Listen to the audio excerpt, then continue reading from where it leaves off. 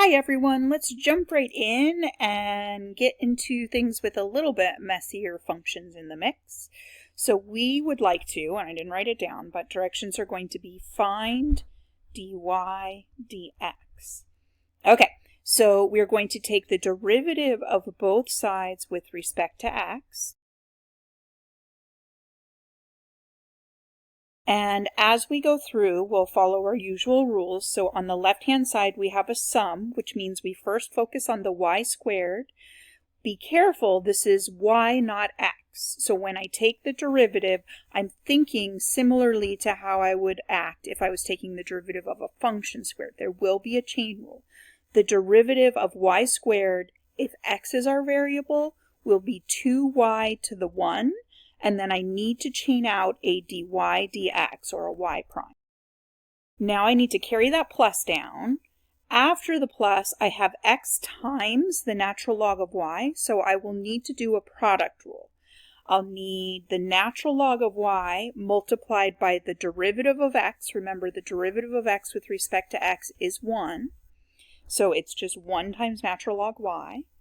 And then I need to add x times the derivative of natural log y. And again, when I do that, I'm thinking that's like taking the derivative of the natural log of some function. So I will get 1 over y, but I will also get a chain rule. I don't know the derivative of y with respect to x, so I need to multiply by it. On the other side of the equals, I just have a natural log x. That's a little bit cleaner.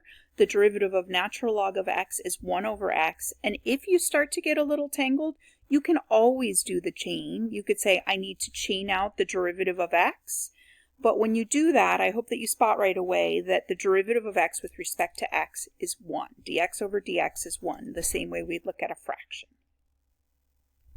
Okay, so I am now done with the calculus part. What's left to do is the algebra part, and it can get pretty messy, and that's actually one of the important pieces of this section, is to get good at dealing with that messy.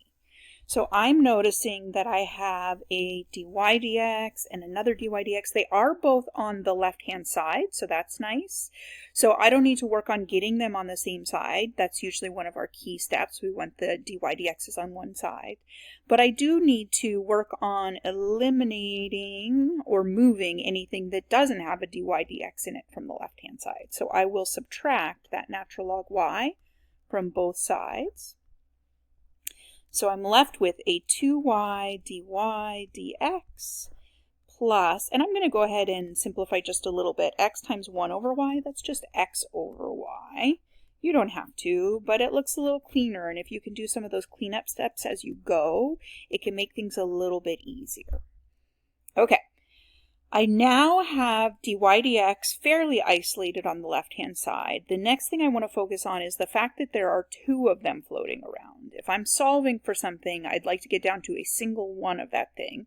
And to do that in implicit differentiation problems, you're going to factor out the dy dx. I'm getting really close. What I need to do now is divide by the 2y plus x over y. That's attached to dy dx by multiplication, so we eliminate it using division.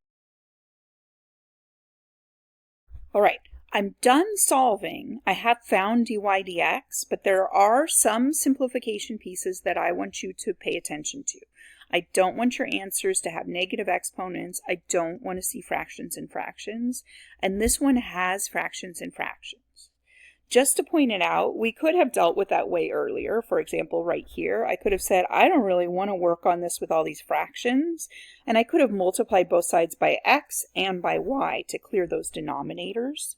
So if you'd like to, you can tackle that earlier. Sometimes it even makes the solving easier. I would say in this case, it didn't make the solving any harder to have fractions, so I'm just going to tackle them at the end. And it's really the same step, it's just top and bottom of the fraction instead of both sides of the equation. I would like to clear an x out of the denominator in the top and a y out of the denominator in the bottom. And you can do that in 2 steps, but I'm just going to go ahead and do it in a single step. So make sure you distribute. When you multiply this fraction by xy, an x cancels, so I'm left with a y. When you multiply the natural log y, nothing cancels, so I have a minus xy natural log y. And I try and stay in the habit of putting that xy out in front, because otherwise it can be really tempting to say, oh, well, I have a y times xy. Let's make that xy squared and put that inside the log. But remember, right parentheses if you need them, that y is stuck in the log. You can't just move things in there unless you're doing it very carefully using log rules. In the bottom, I have 2y multiplied by xy. There's no logs or anything, so there I really can say that's a 2xy squared. And then I have a plus. When I multiply this fraction by xy, the y's cancel, and I'm actually left with an x squared, the x from the top and the x from the LCD. So I would say that is my final answer. That is my dy dx simplified. All right, thanks for watching.